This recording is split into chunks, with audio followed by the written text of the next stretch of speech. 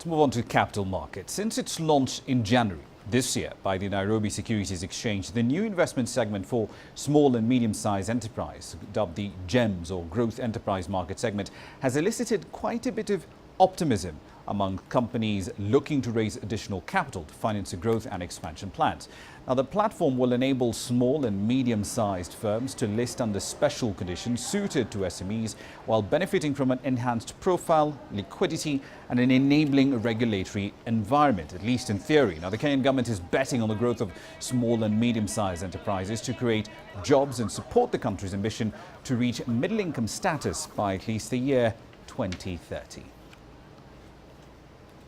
So, what's happened with GEM so far? Let's find out. Amish Gupta is a member of the board of Standard Investment Bank here in Kenya. He's got a track record of over 16 years in debt and equity capital markets, as well as M&A in East Africa. Joins us now live in studio. Mr. Gupta, thank you very much for your time this evening. During the launch of the GEMS market in January this year, the NSC's chief executive said he expected about 3 companies to list. We're closing in on June, but still we don't see any companies listed there. What's happening? I think, first of all, the NSC needed to get ready, and I think that's what they did. They came up with regulations. They worked very closely with the Capital Markets Authority, and we're very pleased as an industry to see that the 2 institutions have worked very closely to come up with this innovation that we have been waiting for a long time, and in response, actually, to what the market required. I mean, but subsequently after that, of course, the regulations require nominated advisors. Now, these are companies that have authorized representatives within their firms who have the necessary experience in order to deliver on transactions. So these nominated advisors are required to assess these businesses. They are required to do the awareness. They are required to do the education, the marketing. They are required to engage in restructuring of these businesses. They are required also to create the documentation and to come for the regulatory approval from the exchange. Subsequently, they are also required to ensure that the continuing listing obligation requirements are fulfilled over a long period of time, as they have a direct responsibility. So we feel that the nominated advisors did take some time in terms of registration. There was an approval process that also involved board approvals at the NSC. So this has happened now, and we do feel that now with over 13 nominated advisors, there's a lot of awareness, there's a lot of education that's going on out there. Indeed. What kind of feedback are you getting, however, from clients out there who are interested or potential targets for GEMS listing? It's positive. The first thing, obviously, is that CMA approval is not required anymore. We're now dealing with the exchange. The second really is the companies that we have been dealing in the marketplace. We have been doing private placements over the last 3 to 4 years, including SIB in particular. We have created a number of companies out there that are doing OTC. They're running OTC trading systems. And we feel that it's time now that these companies stop running these OTC markets, that they come to GEMS and start coming into a much more efficient trading system. So they're excited about that.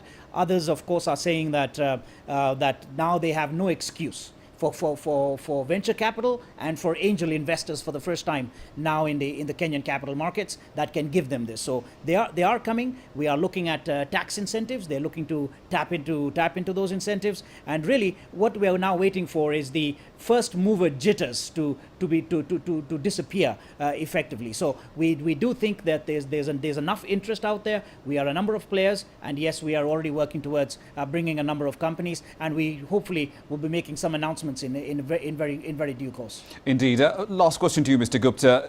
GEMS listing, of course, might be a decent exit plan for private equity investors who've been flooding the market for quite a while. But looking at it from the SMEs perspective, if they're looking at raising capital, what is the advantage that a GEMS listing offers that a private equity, for example, investor would not offer them?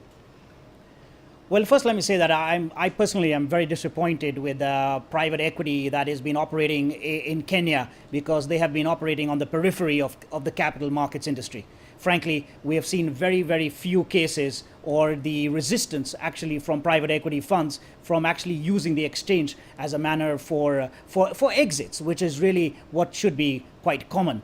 We believe that they've been doing exits from one private equity selling out to other private equities or to an umbrella of private equity funds. So we must say that frankly, I am personally disappointed with private equity having not used the exchange. However, for firms seeking growth capital, it's very important that we are asking them to come to the market for a number of things. And that obviously one of them is governance, discipline, where we're asking them to come for value discovery. It's quite interesting the kind of valuations that you're getting currently today in the marketplace. And even investment bankers really can't agree on valuations.